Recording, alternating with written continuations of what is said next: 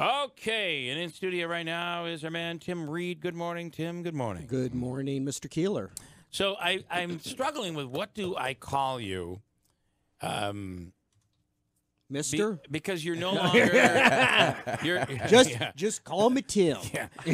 That's all you need to call me. I'm a former Boilerman. Well, you can't stay with that forever. Right. I mean, I was with ECR for 25 years. Right. I could be that. Yeah, I was in so- the Army. I did all kinds of things. former military man Yeah. Tim Reed. I mean, I didn't know where to go. So I finally, in the story that I did online, I don't know if you read it, but I referred to you as business leader, Oh, that's local nice. business leader. Yeah. I'm I doing think that business fits. stuff now. Yeah, that's what you're That's doing. good. So, What about like jack of all trades, Community, master of none? community advocate. No, Zeka's got that one. I'm Oh. sorry. he Throw a little one in there. he did have that. That's now available again. It is. He's now known as a crazy advocate. Oh. So I'm just saying, I think that might be available, but tainted. Yeah. Unfortunately. Yeah. So we'll stick with business leader. Yep. Yeah. Obviously, you and I have worked on this. We both were going through. Well, I Yeah. thought you were going through everything on your own. Oh my God, I feel for Tim. And then all of a I sudden, know. then I'm. Let's share. You know, let's share this a little bit. Exactly. So, but in February, we both walked away saying, you know what, we're both cancer free from Yep. all of this. So, Yeah. we decided that there's got to be something we can do, and that is, my brother just had a colonoscopy, and he was putting it really? off, and he did it because of. Actually, I think he did it when he walked in the room and saw me hallucinating, and I was like reaching Yeah. for stuff in midair. But he just had his. He wanted to get it colonoscopy that done. He wanted to get it done that day. and positive results and all of that. Yep. But I think that it's people like me who were avoiding it, had it done, and for you Right. pushing me, I discovered, oh my God, I had it, and that colonoscopy saved my life. Right. So we're thinking that, boy, if we could just convince, and I know people are going to be like, I've heard enough. I've heard know it. enough about it. I worry about that. But if we could just convince a few people to get this thing done and they discover or prevent, look what we've accomplished here, Exactly. you know? And it's a fine line because it's not a fun subject, right? I mean, no one wants to talk about hey, it. let's talk about cancer. Hey, what about that Yeah. cancer? So, but Yeah. on the other hand, as you guys know in the media, you've got to put the story out a lot of times before it hits with people, Yeah, right? yeah. If you throw it out one and done, you stand a very, very little chance. So, we've really got kind of a delicate balance here. And, Bill and I have talked about it, and we really think it kind of has to be a 12-month campaign and not Yeah.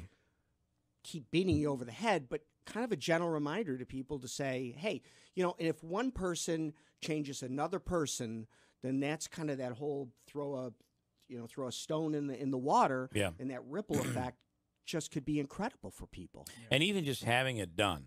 Mm-hmm. And let's say you don't find out what I found out Exactly. or what you had found out. Mhm. Just by having it done, you've gone through the first. You realize it's Right. not bad. You know you're going to go in the next 5 years.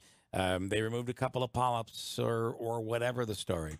I just think it's so important because it does changes lives. And I said in the story in the OD yesterday that you could be adding 35 years to your life Correct. or more. Correct. That's how important this really is. And you don't want to have that conversation Yeah. with your loved ones. It's tough.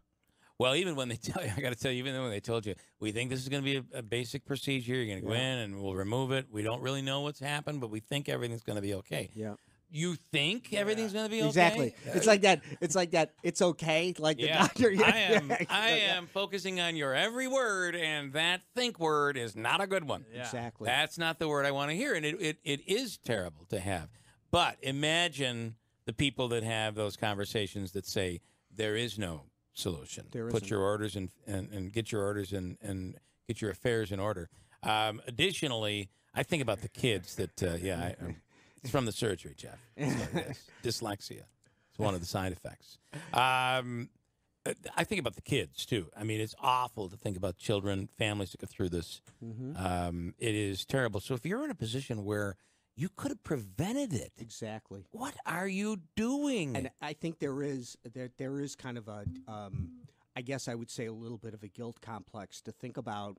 Don't be so selfish, okay, to ignore these things, because there are people that love you, that care for you, that depend upon you. Right. And suddenly you're just going to say, well, you know what, I really don't want to deal with it. Right. I'm sorry. You know, It's, that's the wrong. funny thing is, and you guys know this, whether you catch it in screening or don't, you're going to have to deal with it. It's basically not facing the reality. You're delaying it, but you still have to deal with it. That is a weird thing. I have to tell you that when you're seeing signs, let's say you're seeing signs like I did, and I'm like, I'm just going to go on and do my stuff for the day, and I'll take care of it tomorrow. There's that I'll take care of it tomorrow part that keeps going day after day, and now you're dealing in months and you're dealing in years. And I don't get it. But I was that person, and I just was like, I don't want to deal with it. So let's hope it's going to be okay, and let's move forward. Sooner or later, I dealt with it and got the bad news. Well, and I think the other thing is that I think you come face to face with your own mortality, right? Because you do. all of us think Mm-hmm. we're going to live forever, right? We've always been around. That's what we know, and you know, and it's only, you know, wicked old people that die and whatever it is and stuff like that or whatever. I would suggest to you, you know, if you open up the obituary page on any given day, there's people ahead of you, there's people behind you or whatever, and at some point in time, that rocket's going to hit your position. You're right. And I'd rather it kind of hits later down the road than, you know. It's funny because Tim, you came on the air, had come on the air and said, like, I've come to terms with whatever happens. If this is it, I've come to, and I'm like, I have not. No terms. No terms for me. I am not even close. Bill has a lot more people to get ticked off at. I am not even close to that. I'm going through I will wake up in the night claustrophobic thinking there was a casket over my head. I mean, I was really struggling with this. Yeah. So, but again, you think about the people that don't have a choice, the children that this happens to. They don't have a choice. They go through all of these surgeries, and think of the benefits you've been to of people that didn't have the choice. You have a choice, and that's all we're trying to do here. And I'm sure there are people right now listening. Well, I've heard this before. How long is he going to talk about this? I'm afraid I'm going to talk about it a lot. Yeah. Not necessarily just on this program, but we're going to do an ad campaign and the whole thing, just because we think that what the mistakes that I was making and learned from Tim and ended up with a positive result.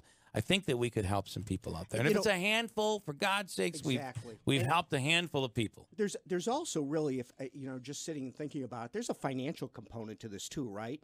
So, I mean, think about what the cost is of having, you know, a colonoscopy and maybe, you know, they took care of a couple of nodules that might have been questionable or whatever, as opposed to going in, chemotherapy, bouts of radiation or whatever. I mean, that's incredibly, incredibly costly. It's costly to the system, and quite frankly, it's costly to you too. I mean, I don't care how good your insurance is. I mean, it makes sense in so many ways. Yet we go down the river of denial. You know? And I think about had I gotten the colonoscopy when it was scheduled. You know that when I go into my portal, log in, there are 2 colonoscopies there. One that is the one that I took in December, and there's one that is listed in red, no show. And I didn't show up for that one. And part of it was because I didn't want to do it. I really dreaded doing a colonoscopy. But had I done that one, you wouldn't see me on the surgical list. And can you imagine avoiding the surgery? I can only tell you, while it's amazing what they can do today in terms of technology, it is amazing what you can do for yourself to avoid going through the surgery. If you don't have to go through the surgery or 45 days of radiation, my God, try to avoid it. Yeah, you know, I really was a little ticked that you're taking, you know, vacation again after that last vacation you had. Already hearing about that. Yeah, you and everybody else. Yeah. But, you know, the one thing I you know, Bill, you and I talked about yesterday was, and I loved what Dave did. I'm gonna write something to Dave and obviously say thank you. Was there were a couple of, I wouldn't say misstatements or whatever it is. There's some some omissions. Was Dr. Blankenforth, who was very important to you in your life in regards to what he did. I was credited that I got radiation at Faxton, and I'm sure they do wonderful work. Mine was done at AMP and urology, and Dr. Welcons and Dr. Miriatos, I cannot speak enough about, because that's one of the things that does happen to you too, is that, both of us had choices. You went to Boston, I went to New York City, and had to make that decision. Who do I feel comfortable with to handle this? Because literally, my life is in your hands. And I really, I want to send something to Dave about that to make sure that, and we both chose locally. That those guys get that, to get the street cred. Well, I think it's important because both did say local, which I was. I'll be honest. I was like, really? Yeah. The number of people that said you gotta get out of here. You gotta get out of here. Well, luckily, there were only a few people that knew what was going on, but the people that were in the know were like, "Don't even think about staying here." Well, we did, and we made the right decision. Both of us made the right decision. So those people become kind of heroes in your life. So you want to make sure they get credit, and that's part of it. Because really I think there's a lot of kerfuffle here right now in regards to dealing with healthcare around here. Yes, and no controversies here. It's we did it, and both successfully. So that's huge. Wayne, quickly, I want to get to you. I know he's been waiting here. Hi, Wayne. I think people. How are you guys doing? People just need to know that going and doing something like this is just a routine. You just go, you get the test, you have it done, and before you know it, you're back to eating whatever it is after the procedure. So it's not a big deal. People make a big deal about it, like you said. Nobody wants touching your back end. But you know what? It's not a big deal. You don't know what's going on. You do your thing. You do what they tell you. You're in, you're out, and then you find out. And I did the endoscopy and the colonoscopy at the same time. I have to tell you something. There's something that I crave from, I hate to say it, but it was the best. What is Not it? that. What are you talking about? What are you talking about, Good Wayne? Lord. Bill, I needed you to make me laugh. I swear to God, I haven't laughed in 3 days. Thank you. Well, all right, you guys Wayne. have a good day. Thank you. And Wayne, I'm very sorry about your dad, man. Oh, I didn't know. Yeah. I just let him go. Darn it, Wayne. I'm so sorry. What on my mind was the best sleep I have had in 30 years was the sleep I had during that colonoscopy. It's like, and it just Michael Jackson's Milk of Amnesia. Something about that. Something about that was pretty darn good. So, all right, got a break. Thank you, Tim. Hey, thank you, Pam. Nice job.